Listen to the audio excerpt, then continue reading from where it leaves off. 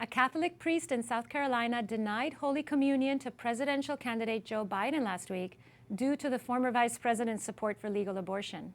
Father Robert Morey, the pastor of St. Anthony Catholic Church in the Diocese of Charleston, South Carolina, denied Holy Communion to the former vice president, citing Biden's support for legal abortion. Morey told Catholic News Agency in a statement, quote, "Sadly, this past Sunday I had to refuse Holy Communion to former Vice President Joe Biden." The priest added that any public figure who advocates for abortion, quote, places himself or herself outside of church teaching. Joining us now from Washington, D.C. is Ed Condon, Bureau Chief for Catholic News Agency and a canon lawyer. Ed, thank you for being here. Always a pleasure. Ed, when should a pastor deny someone Holy Communion? Well, it's really up to the pastor to discern the situation on the ground. The church places a lot of store in the relationship between a pastor and a member of his flock.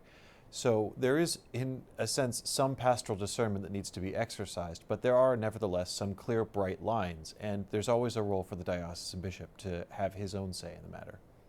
When it comes to politicians who have taken positions contrary to church teaching, how should pastors respond? Well, it depends on the level of church teaching.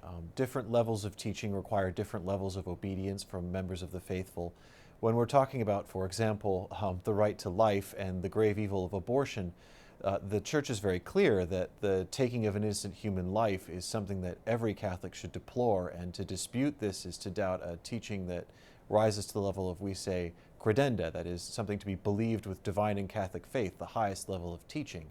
Now, when we're talking about a politician, for example, there are questions around whether or not an individual parish priest should exercise that level of discernment over someone who's just visiting the parish, and for this reason we often have bishops weighing in. Ed, did this pastor in South Carolina do the right thing? Well, it certainly looks like he did everything right.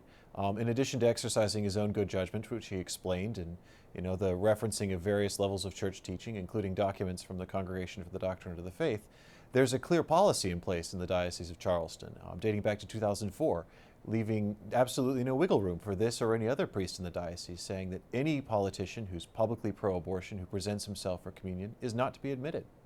When someone is denied Holy Communion, what are the additional steps a pastor should take to try to bring that person back into communion with the church? Well, hopefully these steps are taken before you get to the point of denying them communion. This is what it means when we say there's a level of pastoral discernment that hopefully, and it's not necessarily the case where a politician's visiting an area, but when a pastor's dealing with a member of his own flock, he should be meeting with them before they present themselves at communion, really working with them to try and stop them from getting to this point in the first place. Some, like Father James Martin, have asked if a politician should be denied Holy Communion for supporting abortion, should they also be denied the sacrament for supporting the death penalty? The short answer is no. This kind of thinking conflates two completely different levels of teaching in the Church. The Catechism of the Catholic Church under Pope Francis has been amended to reflect the fact that the death penalty is no longer admissible in our modern society, but the Church has in the past held that it is a perfectly practical thing for civil governments to have recourse to. This is a completely different level of teaching to the credenda teaching on the grave immorality of the taking of an innocent human life, which is what abortion is.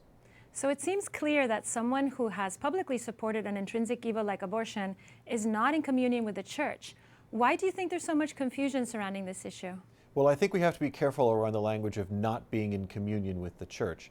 When we talk about a Catholic breaking communion with the Church, we're talking about a very particular thing. We're talking about either heresy or apostasy or schism.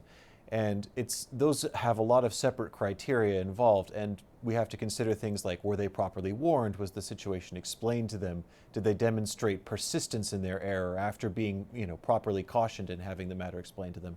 So I think it's important to distinguish between someone who's taken a position which is absolutely impossible for a Catholic to maintain, and then putting them in a different box, which is to say they've broken communion, which is a separate act of the will.